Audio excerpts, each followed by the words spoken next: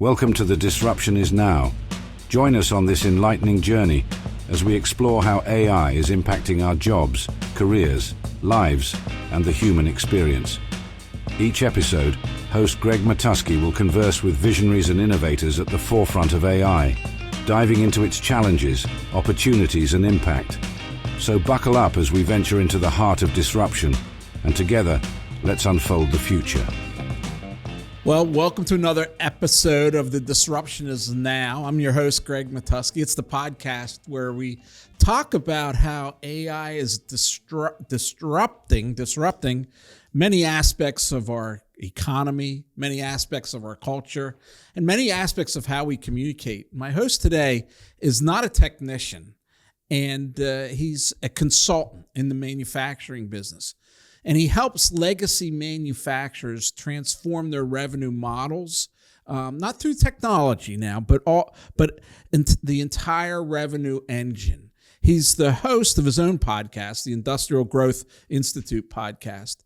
And we're here today to talk about how manufacturers are deploying AI and technology and what they need to know to maximize and optimize its potential. Did I get any of that right, Ed, or am I just a blathering talking head here? I think you're absolutely on the right track. I think it's interesting watching how traditional industries, it's exciting to hear about these native AI companies that are scaling to $100 million of ARR with 7 people or whatever. But for me, the beauty is understanding how traditional industries, traditional companies can incorporate it. So I hope we have an interesting conversation about it. Well, that's the $30,000 question. I always get it wrong. Is it the $30,000, $60,000, $1 million? But that, I think, is the magic question.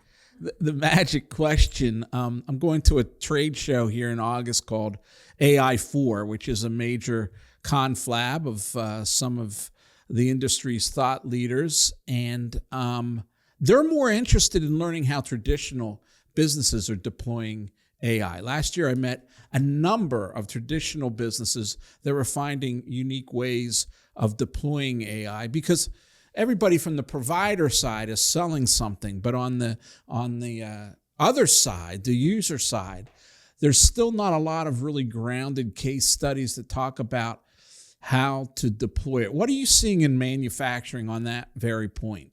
I see a lot of skepticism that derives from the fact that, as you say, a lot of companies are selling what's essentially vaporware.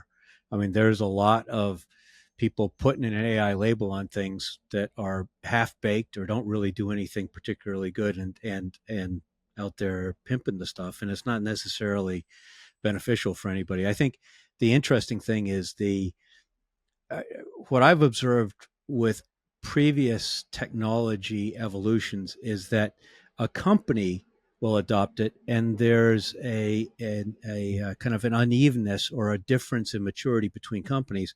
This one's a little bit different. I'm seeing that wide range of maturity within companies. So in other words, one salesperson or one marketing person might be adept and agile and committed to finding use cases, and many of their colleagues may be dismissive or even mock them about doing it. So it's kind of different than what I've seen in some of the earlier iterations in that way.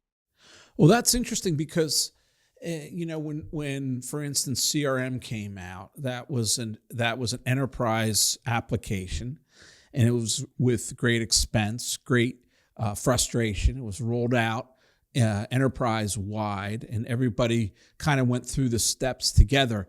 And I'm seeing the exact same thing, is that with AI, some people have a high understanding of it, some have dabbled with it, and some have resisted it. Right. And those who dabble with it, right, sometimes become frustrated. They think, I was just talking to my colleague, they think that they should be able to sit down in front of the piano and be able to play the piano, right? And they don't realize that AI takes a level of curiosity and motivation. And those that accept it, they have that basic curiosity, right?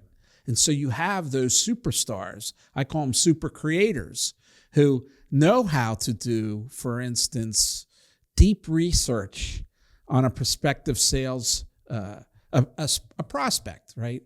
and really understand the pain points, who they're selling to, what they're facing within the industry, and how you can solve it. That's a simple application of AI, and yet we're still not there. And so on an enterprise-wide, why? Well, I think you go back to it. I mean, the innate attribute of curiosity is something that's not equally distributed across people and across nature. And I think that's a critical element of it. The other thing is that there's a certain amount of, I'm going to vapor lock the name of the syndrome, where essentially we don't know what we don't know, or the less we know, the more competent we tend to think we are. I mean, I think, what is it, 75% of Americans say they're above average drivers, right? I mean, it's simply mathematically that's impossible. And there's a similar kind of thing going on here, where some people, if they use Clippy or some kind of a quick tool to help them, digest a long email, they think they're AI proficient. So I would say we need to view everything as a maturity model, so that people understand realistically, not everyone has to be in the far right-hand column in at all, or in every aspect of what they do, but they ought to understand where they are across that distribution of maturity.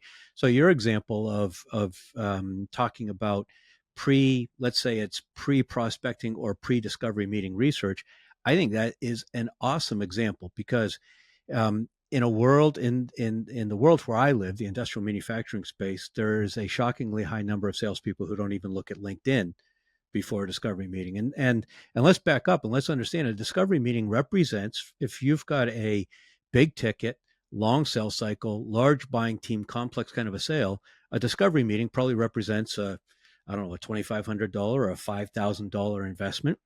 If you figure out all the costs that go into getting a sales rep in front of that person for the first time, for a new logo to have that meeting. And in that context, it feels to me like doing 4 hours of research is imperative. I mean, that's a big business investment. You have to do work commensurate with that investment that's being made. If we've got people that don't even look at LinkedIn, then how can we use AI to back up and make that process intuitive enough and simple enough and yield enough rich insight, and then push the dots close enough together of the insight into the sales process, the qualification model, the various infrastructure that you have set up for your company? Then that feels like a huge opportunity to create value. So in these long sales cycles, where do you give me the spectrum of where AI plays in that, or where it could play in that? You have sales that take years to close. Right. You have very complex specifications, right? You have engineers who have to be a part of this to find solutions. So walk me through, like in a perfect world. Let's back up to the beginning. If we've got a clear understanding of our ideal customer, in other words, we know this may be a 12-month enterprise sales cycle, but there's certain customers where we're a great fit, and there's certain prospects where we're just, we'll have interesting conversations, but it's never going to be a natural fit. It's not going to be a long-term, mutually beneficial relationship. So let's be very clear on our ICP. Let's do good qualitative persona research. Let's create that, inform AI with that information, not use AI to create that ICP, but do it based on qualitative research, and then teach AI, and then let AI evaluate our prospect lists, our inbound leads. So at the very beginning, let's use it to be much more sophisticated in how we discern which opportunities we want to spend time on. Then we could use that. Go ahead. My question is that a homemade solution, or is there a solution that prioritizes leads, that walks you through that process? I'll give you an example. We do a lot of work in financial services, right? And there are AI products now that will go through your lead list, and it will identify the ideal customer. And surprisingly, most advisors believe their ideal customer is that who has the most money.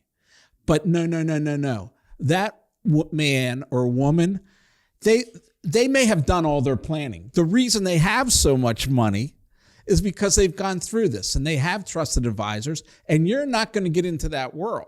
The ideal prospect might be that 28-year-old woman who started a biotech firm, who has $300,000 to invest, but in 5 years might have $300 million to invest. So Right. do you have to do this in manufacturing on your own, or are there applications coming forth that help you see through the wheat from the shaft?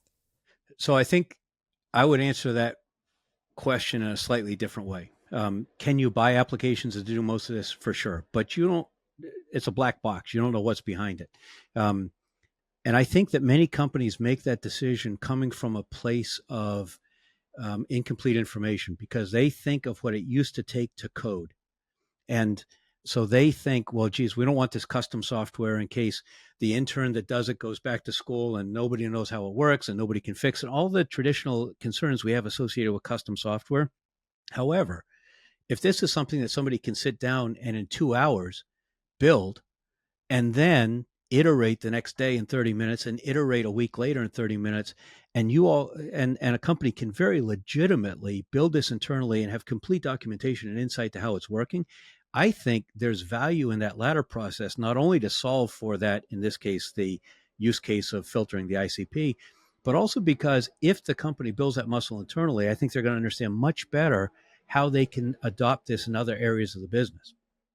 I think you're right. And in my own experience, we've built some of our own apps, right? We have one called Crisis Calm, which sets up an entire framework for how to respond to a crisis very quickly, right? But are there crises in the world today?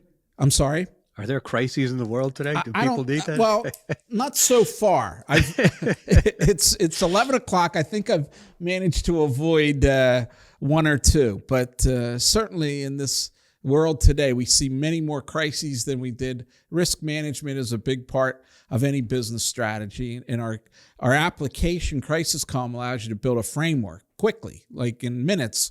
You still have to, as a human, go in and make sure that its messaging is right and the stakeholders are right. But it gives you the thought process. And that process of going through building that app has given us insight into where AI is good and where AI is not good, right? And so from a leadership point of view, you can say, I can say now, look, it's really good at coming up with, language for the documents, right? It's not so good with really nuanced stakeholders. The difference between a majority shareholder and a shareholder. Not so good with that, right? In the responses that would be needed.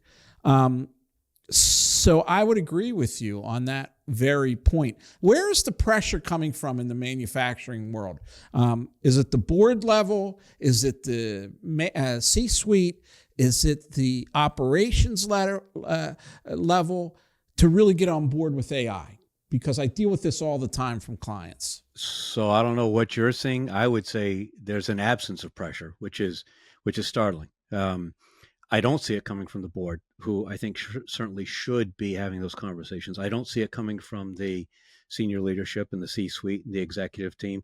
I don't see it coming from operations. Now, I'm not as privy to operations conversations. And so maybe it is, and I'm simply not aware of it. But it feels to me, I mean, for my clients, for instance, one of the things that I recommend is that they establish a KPI for their senior leadership team every time they have a staff meeting on a weekly or a biweekly tempo or whatever, that everyone's expected to bring examples of some use cases of how they've tried to use it and what results they found and whether there's inefficiency or lessons learned, and share those with the group. So in other words, it becomes part of the culture that we expect that this is something that people are going to try to incorporate. Going back to, I mean, the big Shopify story from a couple months ago, where they said essentially, if you come with a personnel requisition, you need to come with an accompanying justification of how you've tried to use AI and how you stumbled and why AI cannot perform what you need this additional hire to perform.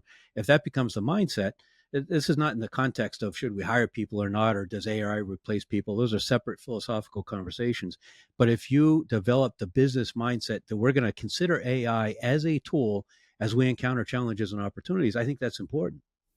And I see it across the board. It's interesting that I see a whole spectrum of where the pressure points are. In some instances, right, it does come from the board level because they read the hype that you're going to gain great productivity, and with that will come shareholder value, and everything will be copacetic, and we're in for a utopia. So there's pressure there. In the C-suite, right, they see it as almost like a check item, right? Like, what are we doing with AI in our production? What are we doing in our logistics? What are we doing with our management? And then, all too often, sometimes to my advantage, I fall within that if they're making a decision on a PR agency and I can inject the AI conversation, then they can go to the C-suite and say, when they're asked, what are you doing with AI? Oh, we've retained the nation's leading AI-enabled public relations agency, so I've used that many times to my advantage.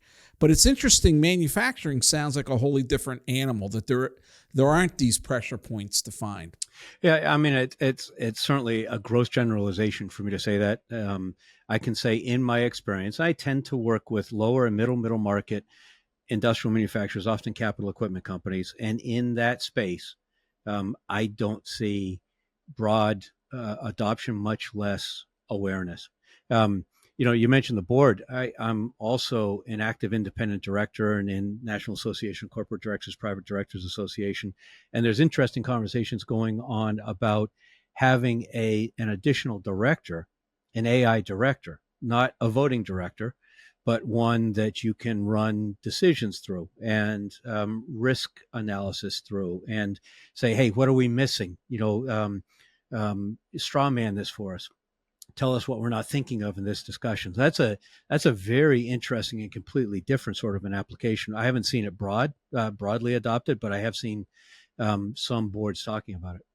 So they would add an AI director, an actual engine that would manage risk, that would give you unthought of alternatives, things like that. Yeah, not a voting director, right, but a member of the board that would essentially participate in the discussions and thought exercises to make sure that they're considering the full range of appropriate considerations as they weigh a decision. And how about the CEO? Could that be an AI?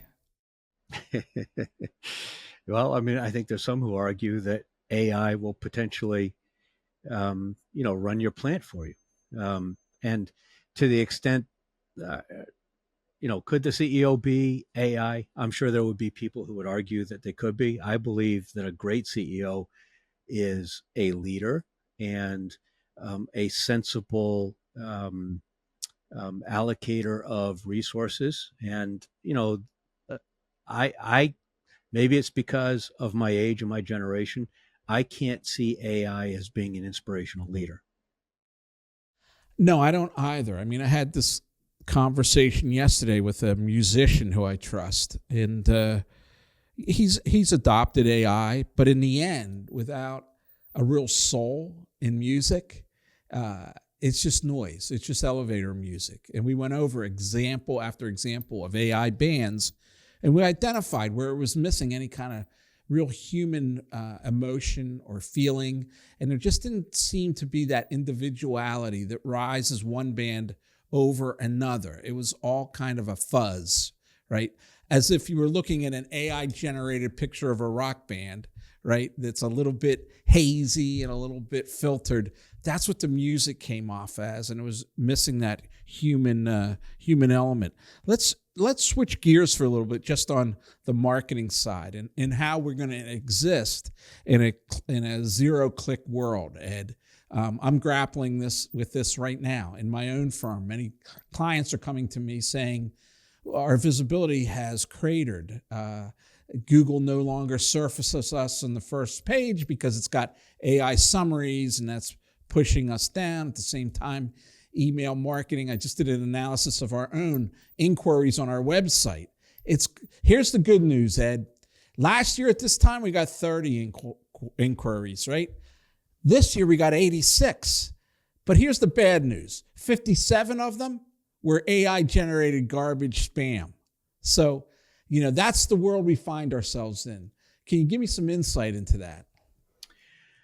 Yeah, all I can give you is opinion. I think nobody has insight because we'll only really understand in retrospect, but we can look at certain things. I mean, we can watch HubSpot wrote the book on inbound marketing. And if you go into any sort of an SEO tool and analyze their website traffic and keyword rankings, you've seen them essentially plummet in the last 18 months. And so what I take from that is if the company that essentially wrote the book on it is struggling with it, then the idea that some sort of a middle market company is going to succeed is probably unrealistic. So given that, the way I think about this challenge is people are not consuming blog articles the way they used to. So in other words, this kind of awareness and pre-awareness sort of website content, in my experience, is not working. So that means that we need to reach people. If only 5% of the potential buyers for any given product or service are in the market at any given time, we need to be able to reach the 95% in order to begin to build trust, because the statistics on complex buying decisions show that 70% of the time, the 3 vendors on a short list were known to the buyer long before they had a project. And only 16% of the time, once they've put together that short list, only 16% of the time does the list of requirements or specs even change. And 81% of the time, the number one company on that short list ultimately gets the order. So what that tells me is that if you're not known and trusted ahead of time before they have a project to be on that short list, you've only got a 16% chance at best of winning, which is not great odds. So that means then that we have to be known and trusted beforehand. And known and trusted is a terminology that Marcus Sheridan uses that I think is appropriate and good. The question is how we do that. Particularly, I mean, you've got the advantage in your space. You're a content machine. You understand the world in the context of content. In my world with industrial manufacturers, that's not necessarily intuitive to them. So how do we create content that's going to be worthwhile to people 95% of the time when they're not thinking about what we do, in a way that they can consume, which means not sitting down and reading articles. So that means passively consumable content, I believe, which means audio and video and scrollable social stuff. And it has to challenge their thinking. It has to give them something to talk about the next staff meeting. It has to help them understand their job in a different sort of a way. It has to help them find opportunities to advance themselves personally and professionally. And that's a tall order for companies. I mean, that's why folks like you are running podcasts like this. And I think your firm has 2 of them. And that's a huge commitment. And you're creating that content for people in that pre-awareness stage that they can consume and just gradually begin to understand the tremendous importance that a PR agency can deliver. And I think every company across the business spectrum needs to be thinking about how to do similar kinds of things. Well, it's interesting. As I always say, the cockroaches will inherit the earth. And what I mean by that is, and I started my career as a business writer. I wrote for a now defunct business magazine. I was associate editor at Success Magazine. My work appeared in Inc. and Forbes Magazine. And the requirements for content under those conditions were very much different than today. My editors would require me to do 10 interviews for a story, 5 of which never saw the light of day. Right. And I would tell them, why do 5 more interviews? I'm just going to hear the same thing over and over again. And they would say, when you hear the same thing over and over again, you vetted your story. Right. So do 5 more. It had to be full of quotes, right? It had to be full of doable ideas of how, if I was writing for Success Magazine, it could be a feature on some charismatic leader, but at the end, there had to be 3 takeaways that the reader could use to grow their business tomorrow morning, right? So by the time they were done, they had to have usable ideas. That was back when people used to read articles to the end. Right.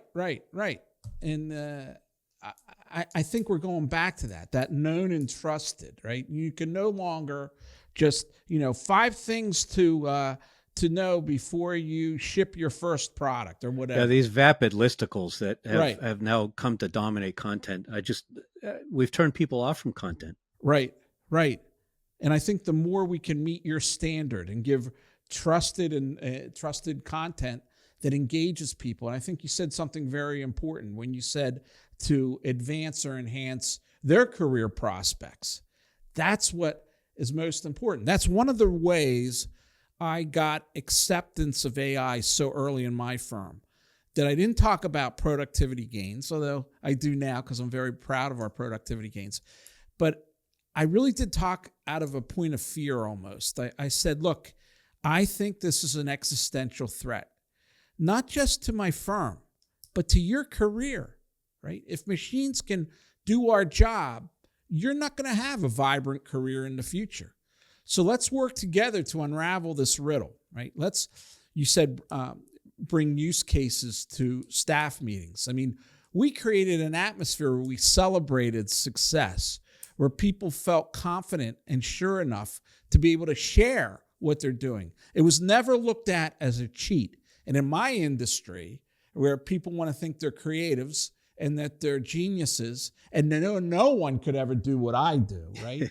The ability to give them a safe place where they would be rewarded for something that was unique or different, and could do the kind of heavy lift you're talking about, doing a deep dive on a prospect and understanding them, or doing a deep dive on all the news stories that appeared on XYZ subject, and then working with the machine to figure out what wasn't reported that should be reported, because that's always one of the hardest things to do. You have to try to outguess the media, right?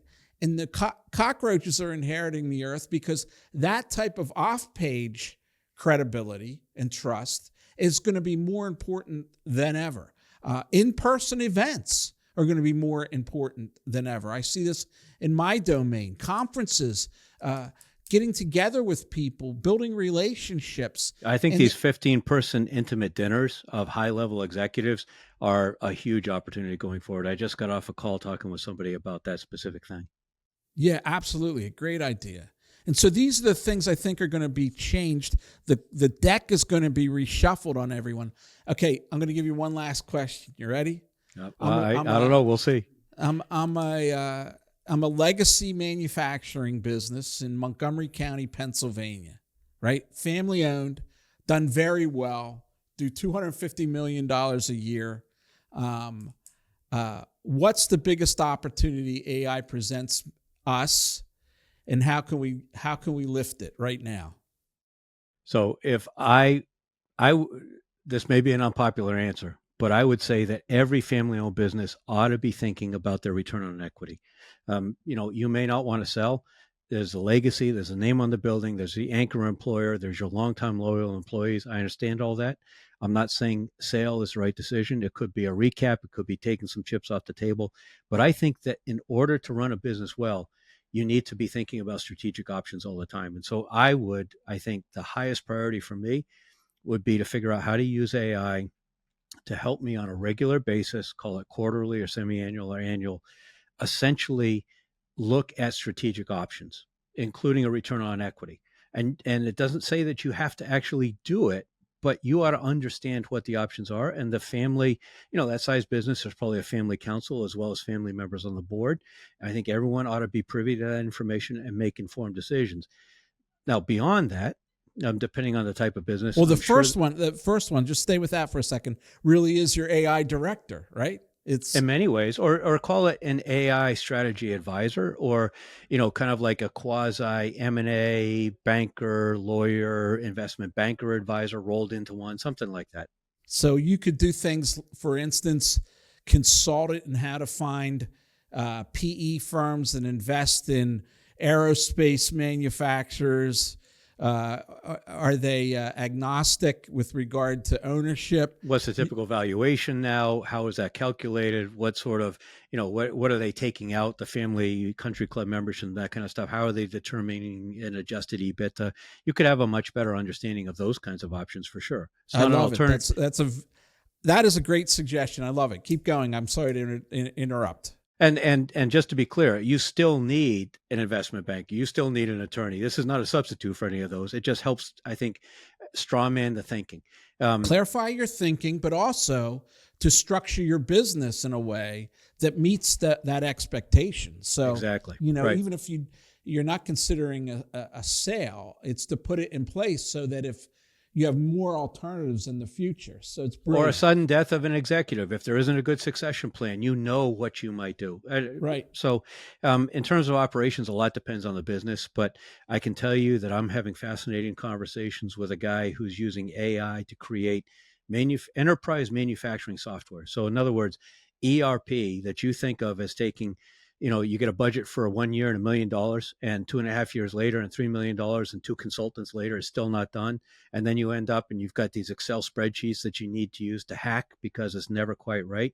He says essentially the SAP model. Go ahead. Well, I wasn't going to mention a specific company, but I mean, like that. He says essentially that if you know what you're doing, you can tell it to build bespoke enterprise software, go away for lunch or happy hour and come back, and it's ready to go. So even if you don't undertake it that way, if you expand your thinking to recognize that that is the potential of AI, that's where we're going, then I think it changes the way you think about operations. And then marketing and sales, you don't have to have any sort of a grand plan. Simply doing things like planning before you go into an expensive discovery meeting so that you differentiate yourself with that prospect by creating value through the questions you're asking, the insight you're bringing, as opposed to just vomiting up information about what you make. There's huge opportunities incrementally to use it there. Let me conclude by asking you a broader question because I'm interested. Is manufacturing going to return to the U.S.? Should that be a goal? Is that a goal? Is that a reality? And if it does, will it really create jobs in the era of robotics and AI? So those are two different questions, and I'm not an economist, and there's a lot of very bright people that argue on both sides of that. My personal bias is I think there's something virtuous in manufacturing. I think it's good for communities. I think it's good for people. I think it's a wonderful artifact of an economy that we actually make stuff that we can touch and that people are proud of having contributed to it. So I believe that manufacturing is a good thing. Now, all that being said, manufacturing output, if you look at the data from the Fed, manufacturing output has never fallen. Manufacturing employment has fallen because there's an increase in efficiency and productivity and automation. And I think that those will continue. And I think robotics will become more ubiquitous. And I think in many cases, they'll do jobs that people don't enjoy doing, that are dangerous or cumbersome or repetitive or injury prone or whatever the case may be. But I believe that if we create an infrastructure of manufacturing and all of the businesses that go into that, if you have a factory or a machine shop and you employ people, then there are people to go and buy lunch at some place down the street. And there's, people to buy work boots from and or all that kind of stuff. I mean, there's an ecosystem that develops around it that I think is worthwhile. I agree with you. And I think what you said is wonderful. It is virtuous. I think we as human beings, we want to build things. We want to make things. It's great self-satisfaction in doing that. And it does build communities because of all the spin-offs with that. And I think this country lost its way when it believed that buying things was the key to becoming a more virtuous person. And I think it really is in the building and creation. So, Ed, I appreciate you being with us. How can somebody get in touch with you real fast before we get off? So I'm on LinkedIn. I'm the Ed Marsh with the American flag after my name. And my website is Ed Marsh, M-A-R-S-H, edmarshconsulting.com. And where can they find your podcast again?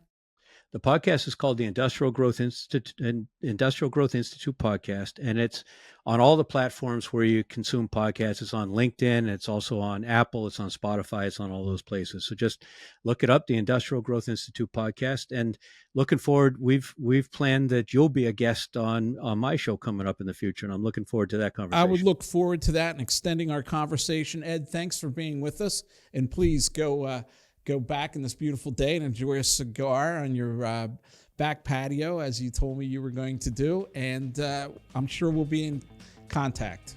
Sounds good. Thanks very much for having me, Greg. Thanks, Ed. This podcast is a production of Gregory FCA. If you enjoyed our discussion today and want to continue exploring the transformative power of AI, please check out more episodes and subscribe wherever you listen to podcasts.